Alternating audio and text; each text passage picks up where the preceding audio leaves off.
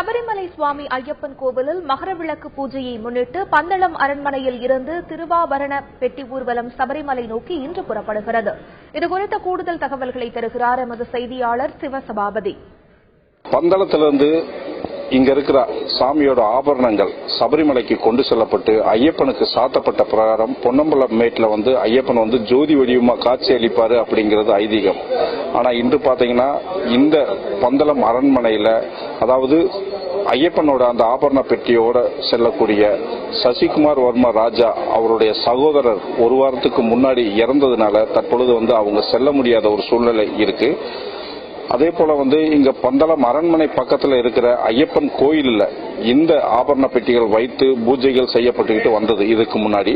ஆனா தற்பொழுது இப்படி ஒரு இறப்பு சம்பவம் ஏற்பட்டதுனால கோயிலுக்கு அருகாமையில் உள்ள ஒரு கொட்டாரத்துல இந்த ஆபரணங்கள் வைத்து பொதுமக்கள் பார்வைக்காகவும் பக்தர்களுடைய வழிபாட்டுக்காகவும் இந்த ஆபரண பெட்டி வைக்கப்பட்டிருக்கு.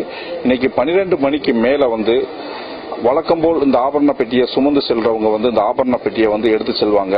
அவங்களோட பந்தளராஜா அவங்க போக முடியாத சூழ்நிலை இருக்கிறதுனால அவங்களுடைய உறவினர்கள் பம்பை வரைக்கும் இந்த ஆபரண பெட்டியை கூட சுமந்து செல்றவங்களோட சென்று போயிட்டு இருப்பாங்க.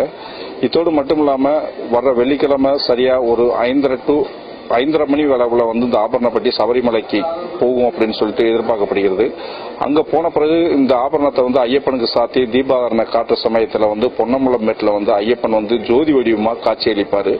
தற்பொழுது ஏற்பட்ட இந்த ஒரு துக்க சம்பவத்தினால இங்க பாத்தீங்கன்னா எந்த ஒரு விசேஷமும் கோலாகலமும் இல்லாம பக்தர்கள் அமைதியா ஆபரண பெட்டியை வணங்கிட்டு போயிட்டு இருக்காங்க. இன்னைக்கு 12 மணிக்கு மேல இந்த ஆபரண பெட்டி சபரிமலைக்கு செல்லும் அப்படின்னு சொல்லிட்டு எதிர்பார்க்கப்படுகிறது. தந்தி செய்திகளுக்காக பந்தளத்திலிருந்து ஆர். சிவசபாபதி.